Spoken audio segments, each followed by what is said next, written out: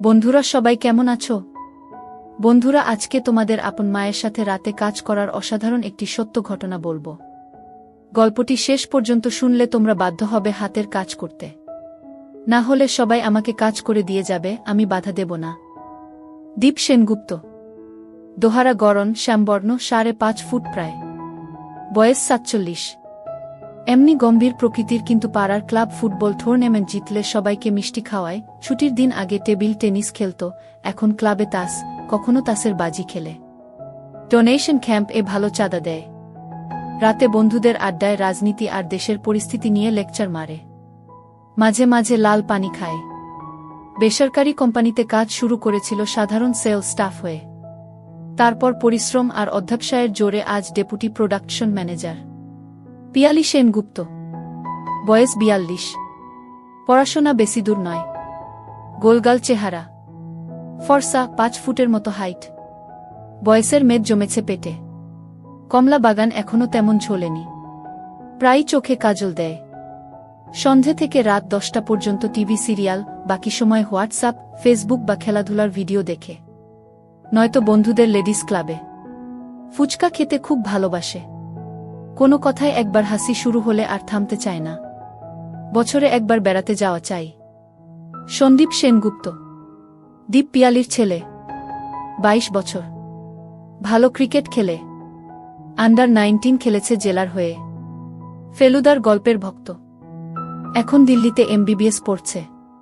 তুলিকা সেনগুপ্ত, ওদের মেয়ে, 20 বছর বয়স। কথা কম বলে। পাড়ার বিজয়া সম্মিলনী অনুষ্ঠানের ফাংশনে রবীন্দ্রসঙ্গীত গায়, লাইব্রেরির বাৎসরিক ডিবেটে অংশ নেয়। তবে কলেজ যাওয়া ছাড়া বাড়ির বাইরে প্রায় দেখাই যায় না। অসম্ভব মেধাবী। পড়াশোনায় ধ্যানজ্ঞান তার। উচ্চ মাধ্যমিকে স্ট্যান্ড করে ডাক্তারি না পড়ে ফিজিক্স অনার্স পড়ছে। ইচ্ছে এরপর স্কলারশিপ নিয়ে ইউএসএ যাবে, পোস্ট করবে। তাই বাবা মাকে বলেই রেখেছে 10 বছরের আগে বিয়ের কথা যেন না ভাবে তারা। দাম্পত্য জীবনে দীপ আর পিয়ালি সুখী। ওদের খেলাধুলার জীবনও সুখের। তবে শুরুটা তেমন ভালো ছিল না। পিয়ালি নদিয়ার বাংলাদেশ সীমান্তের এক গ্রামের মেয়ে। 20 বছরে বিয়ে হলেও অন্য মেয়েদের মতো অত অ্যাডভান্স ছিল না সে। একটু গেজও ছিল। ফুলসজ্জার রাতে তো একেবারে লজ্জাবতী লতা হয়ে বসেছিল। একটাও কথা বলেনি দীপের সাথে। আর দীপও জোর ফলাতে চায়নি। দীপের তখন মাত্র 25। পিয়ালিকে কাজ করে দিয়েছিল 1 মাস পর। তারপর সমবয়সী মামাতো ভাইয়ের পরামর্শে দীপ পিয়ালিকে ভালোবাসা দিয়ে একদম পাল্টে ফেলল 1 বছরের মধ্যে। গ্যাংটকে বেড়াতে গিয়েই শুরু হলো একটু অন্য রকমের খেলাধুলা। আর তারপর থেকে কোকশাস্ত্র আর বাদশায়নের বইয়ের নির্দেশ মেনে খেলাধুলা শুরু হলো। তখন এত ভিডিও পাওয়া যেত না, ইন্টারনেট ছিল না বলে দীপ নিয়মিত দুষ্টুমিষ্টি গল্প এনে দিত পিয়ালিকে। ভাই বোন, চাকর মালকিন, দেওর বৌদি, শ্বশুর বৌমার দুষ্টুমিষ্টি গল্প পড়ার পর রাত হলেই জমে থাকা মাঠের গরম মিশে যেত দীপের দেহে। দুজনেই তৃপ্তি পেত খেলাধুলা করে। ছেলে মেয়ে হবার পর বেশিরভাগ দম্পতি যেমন ওদের মানুষ করতে গিয়ে জীবনে খেলাধুলাটাই হারিয়ে ফেলে, ওদের হলো উল্টোটাই। ওরা যেন খেলাধুলা পাগল হয়ে উঠল। এখন তো সব রকম খেলাধুলায় পিয়ালি এক্সপার্ট। বসে, চড়ে, দাঁড়িয়ে, শুয়ে, 4 পায়ে, পেছন থেকে, যে রকম দীপ চায় পিয়ালি সেজন্য তৈরি। এই বয়সেও দীপের প্রবল আগ্রহের কাছে সপ্তাহে অন্তত 4 দিন, শনি, রবি, মঙ্গল, বৃহস্পতিবার পিয়ালিকে সাড়া দিতেই হয়। সেদিন শনিবার ছুটির হলেও অল ইন্ডিয়া সেলস প্রমোশন এর একটা মিটিং ছিল অফিসে। দিল্লি থেকে জেক নামে দীপের এক কলিগ এসেছে। চূড়ান্ত পাকা খেলোয়াড়। একবার ব্যাংকে ডিস্ট্রিবিউটরস মিট গিয়ে ওর সাথে হোটেলে রুম শেয়ার করেছিল দীপ। প্রতিদিন ওর একটা মেয়ে চাই। দীপেরও তো বউ ছাড়া অন্য মেয়েদের কাজ করে দেওয়ার অভিজ্ঞতা ছিলই। বিয়ের পর একবার মামাতো বোনের বিয়ের দিন অন্ধকার ঘরে মাস্তুতো বোনকে কাজ করে দিয়েছিল দীপ। আবার দীপের বন্ধু বিজন ব্যাংকে চাকরি করত। প্রমোশন পেয়ে চলে গেল কানপুর। ওর বউ রিমা তখনও ওর সাথে যায়নি। খোঁজ খবর নেবার নাম করে পিয়ালিকে লুকিয়ে রিমাকে পুটিয়ে ফেলে প্রতি সপ্তাহে রবিবার একবার করে কাজ করে দিয়েছে প্রায় 1 বছর ধরে। পরের বউকে কাজ করে দেওয়ার মজাই অন্যরকম ছিল। তারপর তো রিমা বিজনের কাছেই চলে গেল কানপুর। আসলে জেকবের বউ স্কুল টিচার, খেলাধুলায় আগ্রহ কম। জেক তাই সারাদিন প্রায় অফিসে পড়ে থাকে। হোয়াটসঅ্যাপের রেগুলার গরম ছবি পাঠায় দীপকে। আজও মিটিং শেষে হোয়াটসঅ্যাপ ফরওয়ার্ড করে বলল, ए एकदम ग्रेट क्लिप है दीप, देख लेना, भाभी को भी दिखाना। स्कूल कॉलेज का बच्चों की आजकल क्या हाल देखो ना। शादी के बाद ए बच्चों को कोई रोमांस नहीं रहेगा बस। शादी की पहले एक से एक मस्ती करेगा और शादी होगा दूसरों से, फिर डिप्रेशन, डिवोर्स। दीप क्लिपटा एक झलक देखलो, तारपर कथाय कथाय बांगाली ना तामिल, कोनो मेয়েরা বেশি মায়াবী, হিজাবি মেয়েদের কেমন লাগে, খেলাধুলা করে স্টার মেয়েরা কেমন রোজগার করে, এইসব আলোচনা করতে করতে সন্ধে হয়ে এলো। জেকবের ফ্লাইট 7টায়। ক্যান্টিনে কফি খেয়ে বাই বলে জেক বেরিয়ে গেল। দীপ নিজের চেম্বারে গিয়ে দুটো একটা কাজ সেরে ভিডিও ক্লিপটা চালালো। দুটো অল্প বয়সী ছেলেমেয়ের বন্ধ ঘরে খেলাধুলার ভিডিও। 10 মিনিটের ভিডিওটা অনেকবার করে দেখল দীপ। আর দেখতে দেখতেই প্রচণ্ড মাথা যন্ত্রণা শুরু হলো হঠাৎ করে। মেঘ করে আসছে, বৃষ্টি হবে। আজ গাড়িও আনেনি দীপ। মনে হলো অনেকদিন বারে লাল পানি খায়নি, ভাবল যদি লাল পানি খেয়ে মাথাটা সারে। পুরনো জানাশোনা একটা বারে গিয়ে 3 পেগ খেয়ে বৃষ্টিতে ভিজে যখন দীপ বাড়ি ফিরল, এক ঘরে তুলি পড়ছে। ড্রয়িং রুমে পিয়ালি টিভিতে মন দিয়ে একটা রিয়েলিটি শো দেখছে।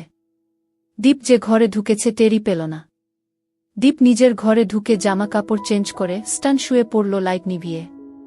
মাথার যন্ত্রণাটা মনে হচ্ছে আবার ফিরে আসছে। খাবার টেবিলে বসে দীপের বারবার জেকবের কথাগুলো মনে পড়ছিল। নিজের ছেলেমেয়ের কথা ভাবছিল দীপ মেয়ের দিকে তাকিয়ে। ভালো লাগছিল না কিছু। খিদে নেই বলে ডিনার টেবিল থেকে উঠেও পড়ল। পিয়ালি কাজ সেরে শোবার ঘরে আসলো প্রায় 1 ঘন্টা পর। লাইট নিবিয়ে চোখের উপর হাত রেখে শুয়ে আছে দীপ। পিয়ালির আজ পিরিয়ডের 5 দিন। 4 দিন কিছু হয়নি বলেই হয়তো দীপের মুড অফ। দীপের গায়ে হাত দিয়ে দেখল পিয়ালি, নাহ জ্বর নেই, এমনটা কোনোদিন হয়নি। বিরক্ত লাগছিল পিয়ালির। কি হয়েছে বলো তো তোমার? শরীর খারাপ? মিটিংয়ে কোনো ঝামেলা হয়েছে? দীপ কোনো উত্তর দিল না। ঝুঁকে পড়ে চুলে বিলি কাটতে কাটতে বলল, বলো না সুইট হার্ট, কি হয়েছে? তোমার তো এরকম কখনো হয় না। দীপ এবার পাশ ফিরে বালিশের নিচ থেকে মোবাইল বার করে হোয়াটসঅ্যাপের ক্লিপটা চালিয়ে পিয়ালির হাতে দিল। এমন ক্লিপ তো দীপ রোজই দেখায়, তবু দুবার দেখবার পর পিয়ালির হাত যেন অবশ হয়ে গেল। হাত থেকে মোবাইল পড়ে গেল। পিয়ালির এবার দীপের মাথা ব্যথা। ডিনার টেবিল থেকে উঠে আসার আসল কারণটা বুঝতে আর বাকি রইল না। ভিডিওটাই যে মেয়েটা কাজ করিয়ে নিচ্ছে সে আর কেউ নয়, দীপ আর পিয়ালির অতি আদরের মেয়ে তুলি। তুলিকা। কিছুক্ষণ কথা নেই। তারপর পিয়ালির গলা কেঁপে উঠল। কাঁদো কাঁদো গলায় বলল, হ্যাঁ গো, এখন কি হবে? কি আবার হবে? ভাইরাল হবে আরও। আত্মীয় স্বজন দেখবে, পাড়া প্রতিবেশীর মোবাইলে যাবে গু। এবার হাউ হাউ কেঁদে ফেলল, হায় ভগবান, কি অন্যায় করেছি আমরা। মেয়ের এমন কাজ দেখতে হলো। শয়তান মেয়ে, মরে গেলি না কেন? এক হাত দিয়ে দীপকে ঠেলা দিয়ে বলল, আমি যাচ্ছি যাচ্ছি তুলির কাছে, আমাকে জানতেই হবে সব গু। পিয়ালির হাতটা টেনে ধরল দীপ। একদম না, যা হবার হয়ে গেছে। মা হয়ে তোমাকে এসব কিচ্ছু জিজ্ঞেস করতে হবে না। সম্মান তো যা যাবার গেছেই গু। ফুপিয়ে কাঁদতে কাঁদতে চোখের জলে সারা রাত জেগে কাটালো পিয়ালি। একটার পর একটা সিগারে খেয়ে পায়চারি করে রাত কাটল দীপের। ভোরের দিকে বোধহয় একটু ঘুম এসেছিল। ভাঙল নটায়। তুলিকা সায়েন্স কলেজে একটা ফিজিক্স সেমিনারে বেরিয়ে গেছে। বাজারে যেতে আর ইচ্ছে করছিল না। পিয়ালিও রান্নার মেয়েটাকে বলল, ফ্রিজ খুলে দেখ, তোর যা খুশি রান্না কর গু। সারাদিন থমথমে মুখে নিশ্চুপ কেটে গেল দুজনের। রাতে খেতে বসে তুলির সামনে প্রাণপণ চেষ্টা করল স্বাভাবিক থাকার। সোমবার অফিস থেকে ফিরে চা খেতে খেতে দীপ বলল, আমার ট্রলিটা গুছিয়ে দাও, কাল ট্যুর আছে গি। কোথায়? চেন্নাই। স্টেক হোল্ডারদের সাথে, তারপর মার্কেটিং চেইন। দিন 7 লেগে যাবে। রাতে বিছানায় শুয়ে ফের বলল পিয়ালি, ভাবছি তুমি চলে গেলে ওকে জিজ্ঞেস করবই গে। ভীষণ রেগে গেল দীপ। কি জিজ্ঞেস করবে? কাকে দিয়ে কাজ করিয়ে নিয়েছে? নাকি কতবার কাজ করিয়ে নিয়েছে সেটা? তোমায় সত্যি কথা বলবে তুলি? মাঝখানে আমাদের সম্পর্ক আর স্বাভাবিক হবে না। আর ওর পড়াশোনার 12টা বাজবে। আমার দিব্যি রইল, কিচ্ছু জিজ্ঞেস করবে না তুলিকে। মনে থাকে যেন গু। চেন্নাই পৌঁছে স্টেক হোল্ডার কৈফিয়ত দেওয়া, বসেদের ঝাড়, আর হোটেলে ফিরে পরের দিনের প্ল্যান, মার্কেটিং এজেন্টের ট্রেনিং, ব্লুপ্রিন্ট বানাতে বানাতে 1-1:30 বেজে যেত। ভিডিওর ব্যাপারটা মাথা থেকে কখন নেমে গেছিল দীপের। তখন হয় চাকরি বাঁচানো, নয় প্রমোশনের চিন্তা। অনেক পরিশ্রম করে দীপ এই জায়গায় পৌঁছেছে। এর কাছে নিজের মেয়ের ফাঁস হয়ে যাওয়া ভিডিও তো তুচ্ছ। 5 দিনের মাথায় দীপ একটু হালকা হলো। রাতে একটু লাল পানি হলে ফ্রেশ লাগে। এতদিন হোয়াটসঅ্যাপ খোলারও সময় পায়নি। খুলে দেখল নানা রকমের জোকস, ফেক নিউজ, অজস্র গুড মর্নিং আর গুড নাইট। দিল্লি থেকে জেক আবার কতগুলো ছবি পাঠিয়েছে। গ্রামের মেলায় একটা নাচের ক্লিপ। দর্শকদের মধ্যে বাচ্চা বুড়ো এমনকি মহিলাও রয়েছে। টাকা দেখলে মেয়েরা স্টেজ এর ধারে এসে ঘাগরা তুলে দিলেই বকশিসদাতা তার ভেতর টাকা গুজে দিচ্ছে। ঘুম পাচ্ছিল দীপের। কি মনে করে দীপ জেকবের পুরনো ভিডিওগুলো দেখতে দেখতে সেই সর্বনাশের ভিডিওটা আবার খুলল। আর এক পেগ লাল পানি পান করতে করতে ঠান্ডা মাথায় সেটা চালাল। অন্তত 50 বার দেখা ভিডিওটা দীপকে আবার নতুন ভাবাতে শুরু করলই, আর ও আশ্চর্য হয়ে লক্ষ্য করল লোহার মতো শক্ত হয়ে আছে। আরও এক পেগ নিল দীপ। এবার হচ্ছে। মাথা ঝিমঝিম করছে, দৃষ্টি ঘোলাটে হয়ে আসছে। জেকবের ছবিগুলো আবার দেখতে শুরু করল দীপ।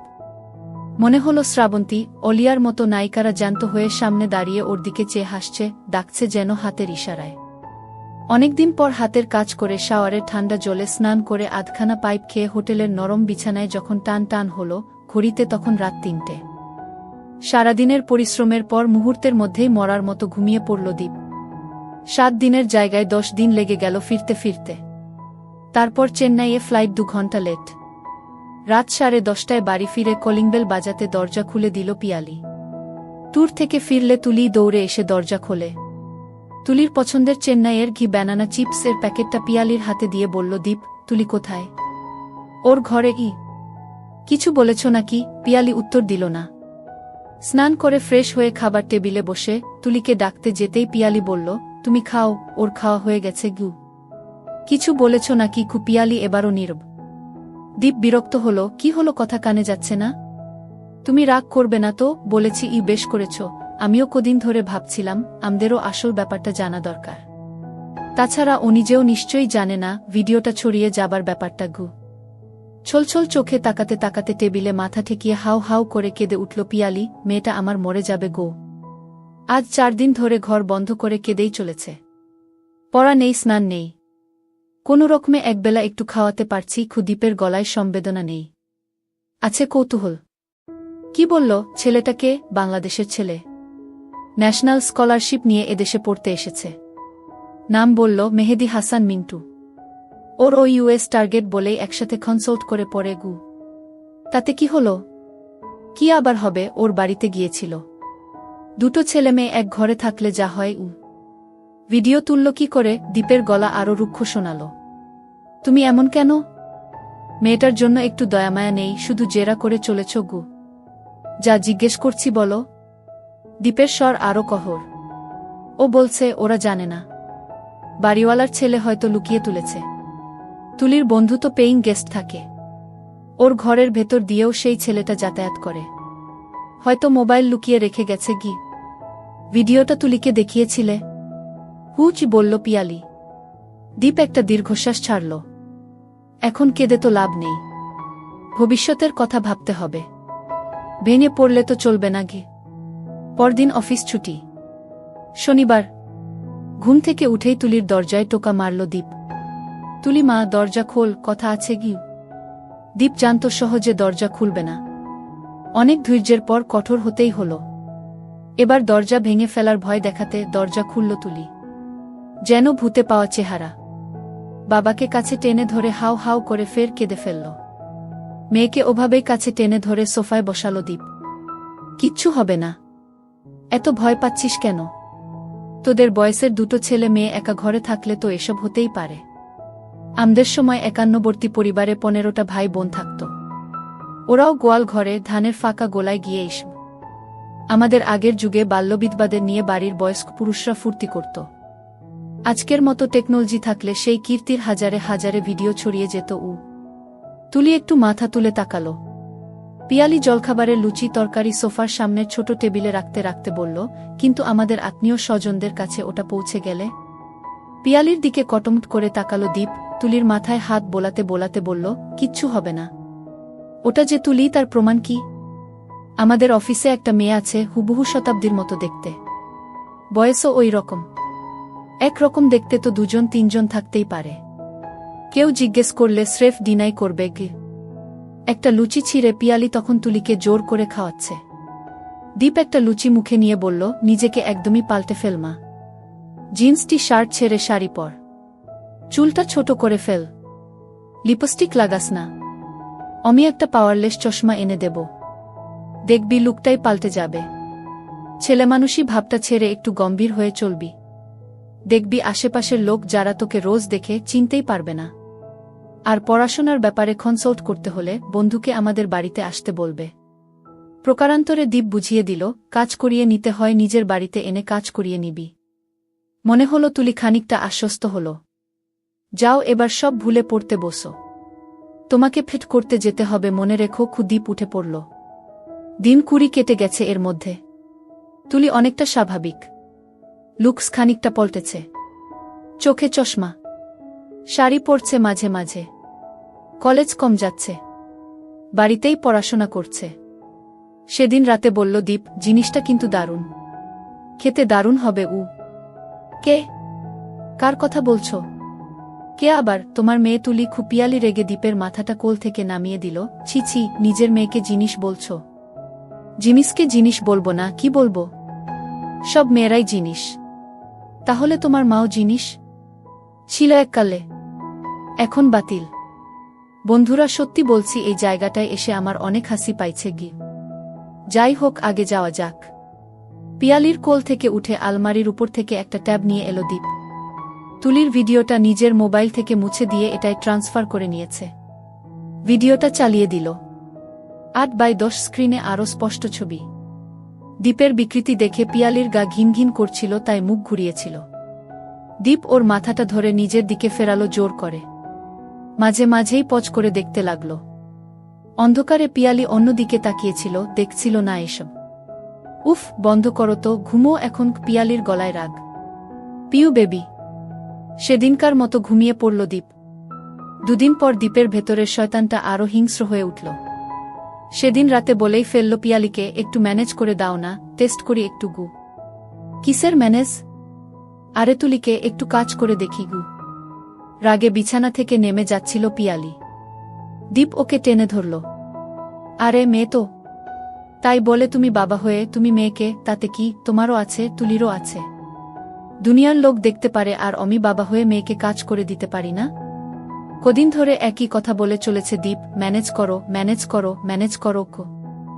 রাতের খেলাও বন্ধ। পিয়ালির এখন রোজ কাজ করিয়ে নেওয়ার অভ্যাস হয়ে গেছে। দীপ রাগে মুখ ঘুরিয়ে ঘুমোয়। কদিন বাদে এবার দীপ পিয়ালিকে রোজ চড় থাপ্পড় লাথি মারতে শুরু করল রাগে। পিয়ালির আর উপায় ছিল না, বলতেই হলো তুলিকে, তোর বাবা তোকে চাইছে। তুলি প্রথমে বুঝল না, তাকিয়ে রইল। তোর ভিডিও দেখে তোর বাবা পাগল হয়ে গেছে, তোকে বোঝানোর জন্য আমাকে রোজ মারধর করছে রে। প্লিজ একবার রাজি হয়ে যা। নিজের ভিডিও লিক হয়ে যাবার পর তুলি মানসিকভাবে অনেক দুর্বল হয়ে গেছে। কোনো জবাব দিতে পারল না। পরদিন আবার তুলিকে ধরল পিয়ালি। কি রে, কিছু বল, রাজি হয়ে যা সোনামা আমার। তোর বাবার হুকুম, তোকে রাজি করাতেই হবে। 5 দিনের মাথায় ইশারায় জানালো তুলি রাজি। অফিস থেকে সাধারণত ফোন করে না দীপ। 3 দিন ধরে রোজ ফোন করছিল। আজ ফোন করতেই সুখবরটা পেয়ে গেল। অনেক উৎসাহ নিয়ে বাড়ি ফিরেও নার্ভাস হয়ে গেল দীপ। বুঝতে পারল না কি করে কাজ শুরু করবে। যতই হোক, নিজের মেয়ে তো। নিজের উপর বিরক্ত হয়ে ক্লাবেই চলে গেল তাস খেলতে। রাতে পিয়ালি বলল, কি হলো তোমার? হাতে মারধর খেয়ে সব ব্যবস্থা করে দিলাম, আর কিছুই করতে পারলে না? নার্ভাস লাগছিল পিউ, তুমি যদি একটু হেল্প করতে। কোনো হেল্প করব না, আমাকে দিয়ে যখন মেয়েকে এ কথা বলাতে পেরেছ, যতক্ষণ না কাজ হচ্ছে ততক্ষণ হেল্প করব। পরের দিন দীপ সাহস সঞ্চয় করল, আজ কিছু একটা করতেই হবে। অফিস থেকে ফিরে দেখল তুলি টুলে বসে টেবিলে ল্যাপটপে কাজ করছে। চা খেয়ে পাইপ ধরিয়ে তুলির পিছনে গিয়ে দাঁড়ালো দীপ। তুলি তাকালো না পিছনে। রাতে ডিনারে বসে দুবার তুলির বাগানে কনুই মারল। তুলি এবারও স্বাভাবিক রইল, নিজেকে সরিয়ে নিল না। দীপেরও বুঝতে বাকি রইল না, তুলিও রাজি। পরদিন অফিসে বসেই প্ল্যান করেছিল দীপ কি করবে। বাড়ি ফিরে চা খেতে খেতে তুলি আর পিয়ালির সাথে স্বাভাবিক কথাবার্তাই হল। তুলি যেন জানেই না কাল কি হয়েছিল। তুলিও কালকের মতো টুলে গিয়ে বসতেই দীপ পাইপ ধরিয়ে পিছনে গিয়ে দাঁড়াল। তারপর ঝট করে তুলির